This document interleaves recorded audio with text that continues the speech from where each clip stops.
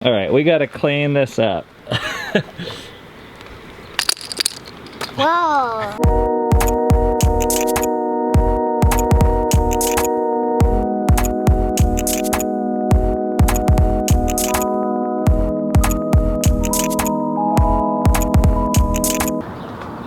It's Tuesday. We are. Hey, Leia, come. We are on our way to our breakfast meeting. No, Leia. Go, go, go. Go, Leia. Bye-bye. You stay. Hey, go home. Leia. Hey, hey, hey, hey.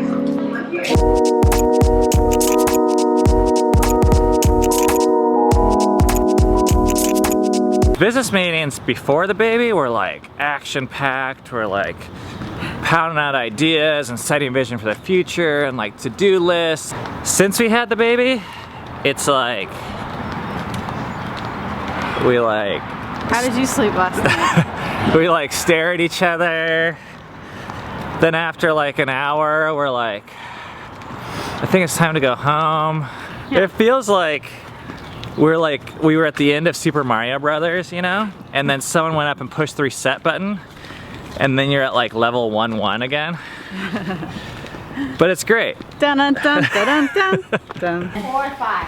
What do you guys plan? I got it. Joe basically lives out of his car. He's been traveling around playing blackjack for how many years now? 2 years? Two and a half. And check this out. He has like a whole rack in his car of all clothes. The coats up there. Any occasion, we got formal wear, we have casual. Do you have a pig? And Christmas? Stuff in the you got a pull-up bar? Yeah, just in case there's no gym at the crappy motels I stay at. We got our laundry right here, laundry bag, tripod for all the camera stuff, girlfriend suitcase. This is my off-season suitcase. Here are all my casino wigs and costumes.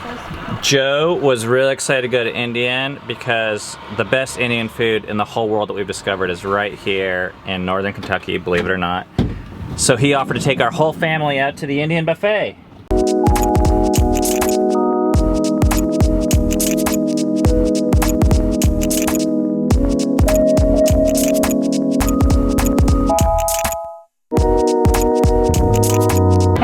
We're on our way to Costco.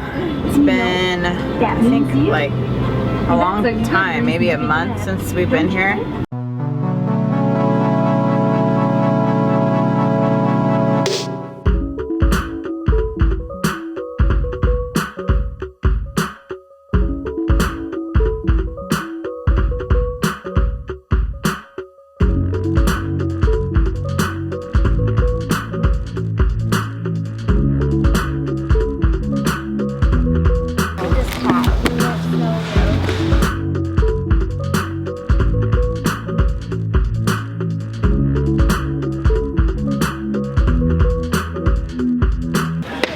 Guess the amount.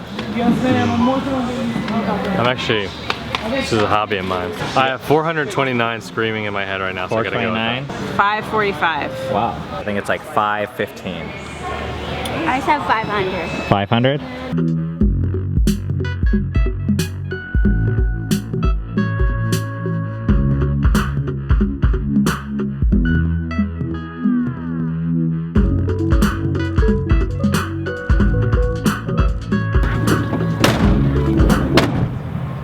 All right, Costco, we are not coming back for at least 1 week.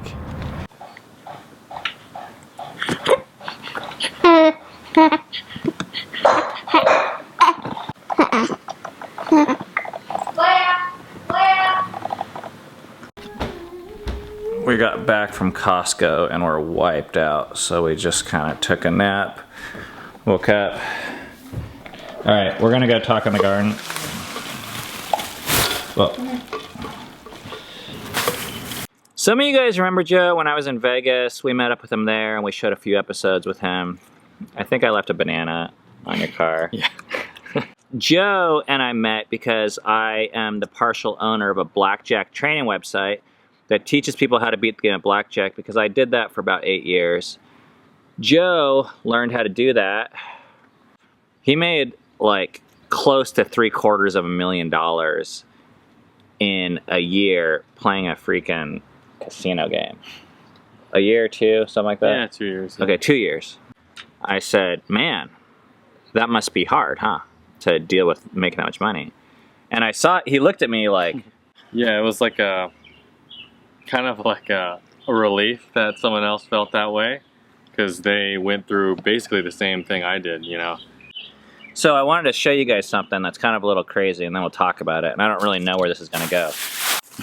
Okay, so this is $10,000, $10,000, $10,000. There's $30,000. Okay, there's another 10, there's another 10. So the money I carry around, you guys see it when I pay for stuff. Once a blackjack player, always a blackjack player. This is how you know the card counters. They walk around with rubber bands. Hold it this way, does this mean it's 10 grand? Yeah. Okay, that's 10 grand again. If it was a complete strap, we'd wrap them up heads out. And if it was incomplete, we'd wrap it tails out. Okay, so now we're up to 80,000. And these are 500 bucks each right here. You just level it off. So there's another 20,000. This little piece of clay, oh, that's 1,000. I thought it was 10,000.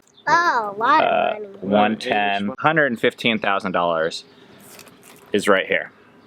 Ben was saying like some people feel like if they had what's right in front of us right now, that like most, if not all of their problems would be solved. And it's funny because like I just started seeing a therapist like 2 months ago. So it's like the problems don't stop, you know.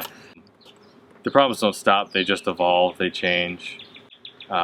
It makes some things definitely easier, but it also can bring some, you know, uncomfortable, awkward things as well. Like what's easier?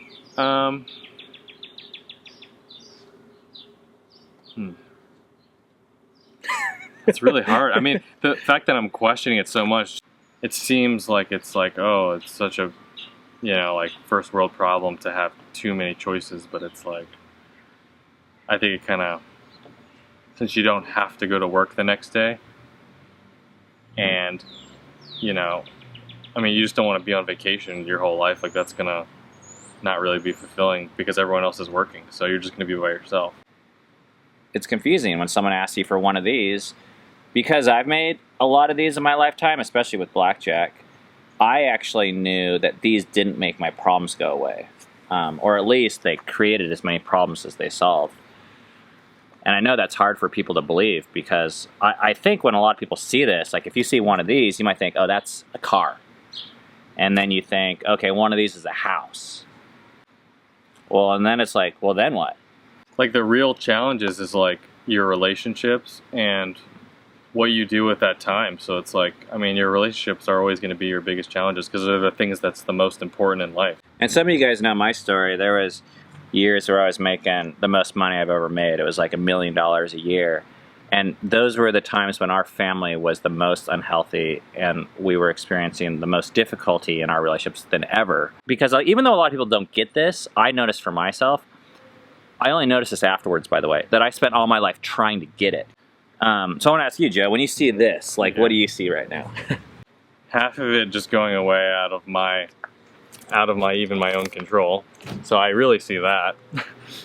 If I was like, hey, Joe just gave this to us as a present, like, how would you feel about your life now? What, you didn't want to deal with it?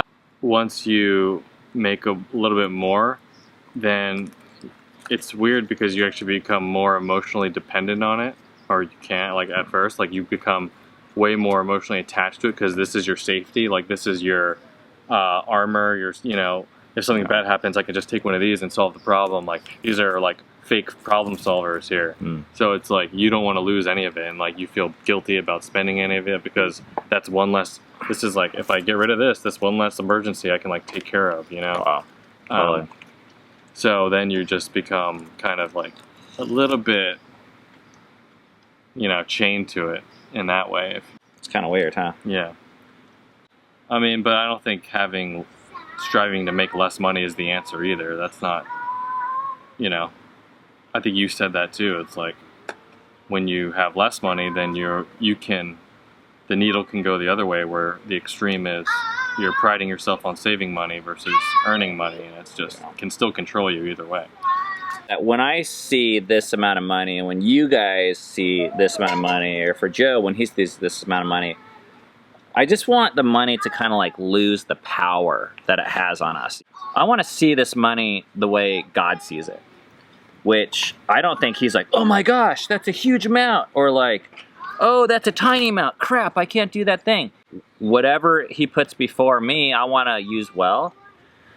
And I don't want to be driven by this, but I don't want to be afraid of it either. And growing up religious, the religious folks, and I was the worst. I was afraid of money. It had the reverse kind of power on me. Yeah, I am curious to see what people say about what they would do or how they would feel about their life differently. Like, I'm more curious about how they think emotionally they're going to feel, like with that question you posed. Like, all right, so in the comment section, Joe wants to hear this.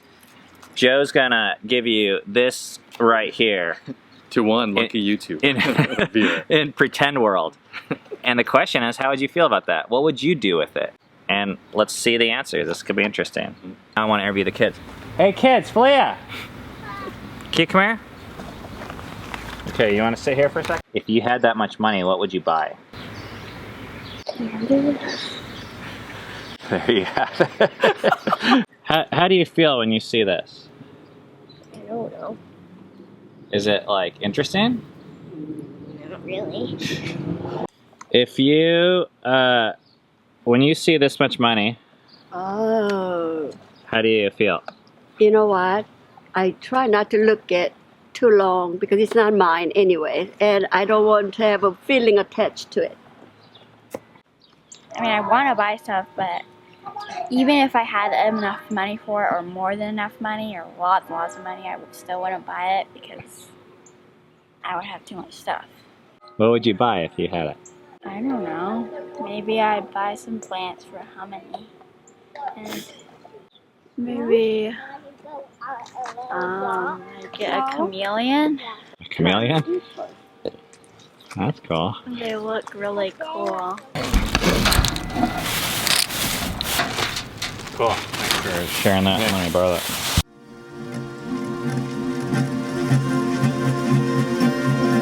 I would take the brick and say, don't work for a year.